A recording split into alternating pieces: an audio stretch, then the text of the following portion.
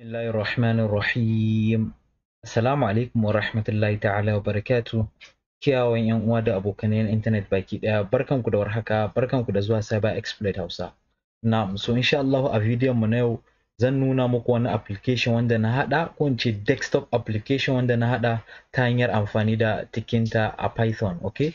Na'am, so kuma inda nake muku bayani ko nake muku ishara a baya, za ku ga cewa ina ce muku cewa a Python yana da matukar amfani ta inda za ka iya hada abubuwa daban-daban wanda suka shafi desktop application, suka shafi game development, suka shafi hada website, suka shafi hacking, ka haɗa tools na hacking, suka shafi abubuwa da dama, automation da sauransu, okay? Na so shine naga cewa to me zai hana haɗa wani application wanda zai bani damar idan na buɗe wannan application ɗin zan iya running ɗin abubuwa daban-daban. Misali, a duk lokacin da nake yin aiki wanda suka shafi programming, ina so in buɗe notepad a cikin kwamfuta na, sannan kuma ina so in buɗe browser a cikin kwamfuta na, sannan kuma ina buɗe abin da ake kira da terminal a cikin kwamfuta na. At the same time ina so ya buɗe min Visual Studio Code, okay? So shine naga cewa to me zai hana in amfani da Python skills ɗin da na ɗan samu domin in ga cewa na yi haɗa application ƙwaya ɗaya wanda idan na buɗe shi zai iya buɗe min duka wancan applications ɗin da na lissafa a baya a lokaci ɗaya, okay? To shine na haɗa wani script wanda na kira shi da todo.exe kamar yadda ke gani shi anan, okay? Yanzu na yi compiling ɗin shi using PyInstaller, ya koma desktop application kamar yadda ke gani muna da .exe, extension ɗin shi is executable, bi ma'ana na Windows ne, okay? Yanzu idan na danna todo.exe ɗin na buɗe shi, za ku ga cewa ya buɗe min ainihin Python software din da na hada ta hanyar amfani da Tkinter, okay? So kamar yadda ke gani gashi ina da open files da kuma run apps, okay? So yanzu automatically wannan application din zai iya bani dama in hada in yi importing wani application da nake so ya bude mun, okay? Yanzu ina da notepad.exe, ina da Visual Studio Code, ina da git bash, sannan kuma ina da Chrome. Okay, so yanzu idan na danna run apps automatically ya ga cewa ya bude mun dukkanin wancan apps din kamar yadda ke gani, ga Visual Studio Code ya bude, sannan ga git bash ta bude, haka zalika ina da Chrome ita ma ga ta riga da ta bude, okay?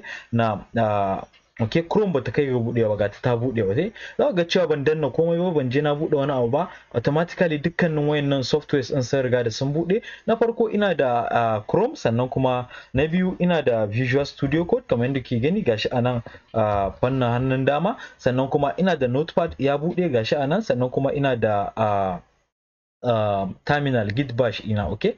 Gashi shi ma ya bude, okay? So da dama ina yin aiki a cikin Python ko kuma ina yin programming, ina so wayannan abubuwan da na lissafa dukan su bude saboda suna da matukar amfani. Na farko dai notepad ina amfani da shi ne wajen ajiye notes, okay? Ko kuma wajen yin bayani game da wani abu da na koya sabo a cikin code dina, sannan kuma git bash ina amfani da shi ne wajen running din code dina.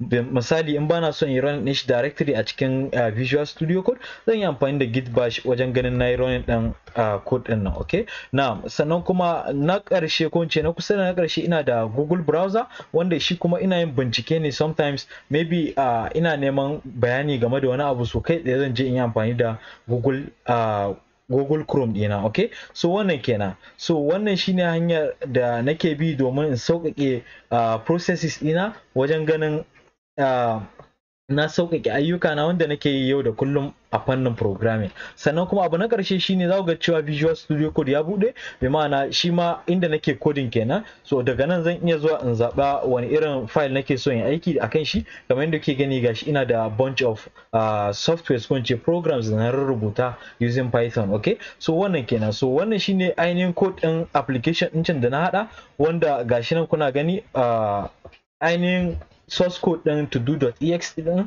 shine wannan, okay? Sannan mun dora shi a cikin GitHub din mu, so ga wanda suke bukatan wannan code din za ku iya zuwa, za mu ba muku link din GitHub account din mu domin ku je ku duba wannan source code din, okay? Kuma za ku iya running din shi, amma kuna da bukatan ku installing din module din da ake kira da Tkinter idan babu shi, okay? So although Tkinter yana zuwa ne kai tsaye da Python ba tare da kun yi installing din shi ba, okay? Kun ce ba tare da kun yi external installing din shi ba.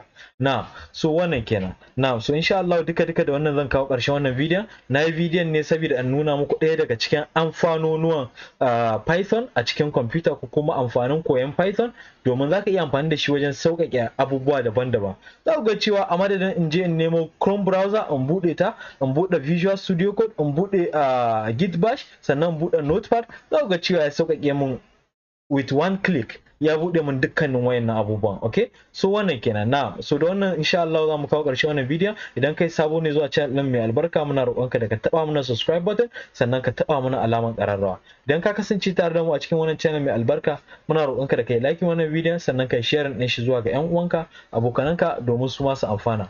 Idan kuna tambaya ko wani ƙarin bayani ko wani kuskure da kuka ga ya kamata ku sanar da mu, za ku iya tuntuɓar mu a cikin comment section ɗin wannan bidiyon ko kuma a cikin description, ta inda za mu bar social networking links ɗin mu a ciki. Na so da wannan za mu ce assalamu alaikum wa rahmatullahi ta'ala wa barakatuh.